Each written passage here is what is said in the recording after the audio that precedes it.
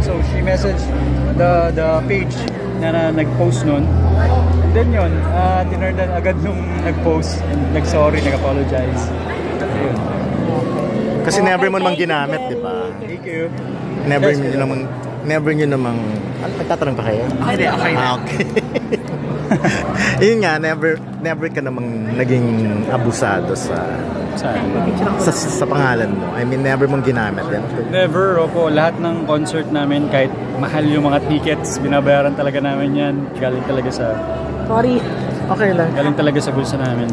Pero anyway, with Bea nga, hindi ka ba medyo nanibago? Kasi iba naman yung role nyo. Okay, before kasi, di ba, parang...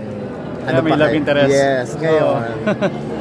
Ate, so yung yakapan nyo ngayon, walang mali siya, di ba? Yes, wala mali siya. And then, more on talaga, I love as a brother and more on a personal level na I can feel na family kami. Sa set, kasi si Bea naman, si Bea, she's a generous actress. She's a giver.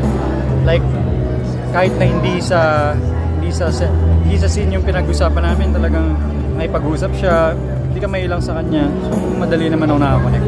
Ano yung usually pinag-usapan? Hindi lang tungkol sa role or... Serious ba yung pag-uusap? Kumbaga, paano ba kayo ni Bea sa set? Marami kami pinag-usapan ng mga bagay, like yung mga pinapanood namin series, like mga gano'n, mga food and everything. Pero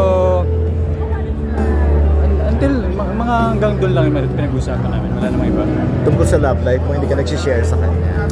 Nag-share, tinatanong niya si Rabia, kumusta kami? Sabi ko, we're going strong, doing good, we're happy. So, hindi siya yung nagkikwento sa'yo ng love life niya? Hindi po, yeah. Pero okay naman, going strong, di ba? Sabi mo kanina, with Rabia. Yes, going strong. So, anong sekreto? Sekreto? Before kasi di pa parang kayo, shadow hot topic lagi. Ngayon, sekreto po siguro, magtiwala ka sa partner mo and kung mahal mo, di ba? Paglaban mo, ganun. Kung gusto niyo talaga pareho, paglaban nyo. So, sa tingin ko ganun yung kami ni Rabia. Kumapit kami sa isa't isa and then ngayon, ayan, we're okay na, we're happy. Supportahan kami. Pero wala ka pa naman sa marrying stage, wala pa ba?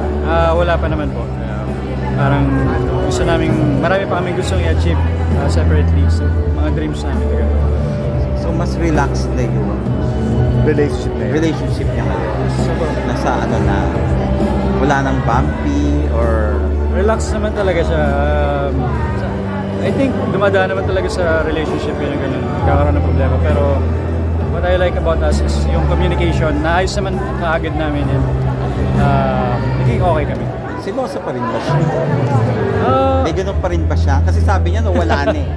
Uli ko napanood ko interview, parang sabi niya nababawasan na doon yung pagsiselos niya. Pero sa tingin mo? Anong ginawa mo para hindi na siya maging sobrang selos? I think naman, lahat naman siguro ng babae selosa and I understand ganun siya kasi love na love niya ako, ibig sabihin, di ba? And sa point naman na sumusobra na yung pagsiselos, wala naman sa ganung point si Rabia. Ikaw ba hindi na rin seloso? Siloso ka ba? Never naman po. Never, so hindi talaga. Okay lang sa'yo, di ba? Oo, never naman. Mas masarap yung may pinagsisilosan sa'yo, di ba? Asa si Rabi ngayon? Si Rabia, may mga guessing po siya today.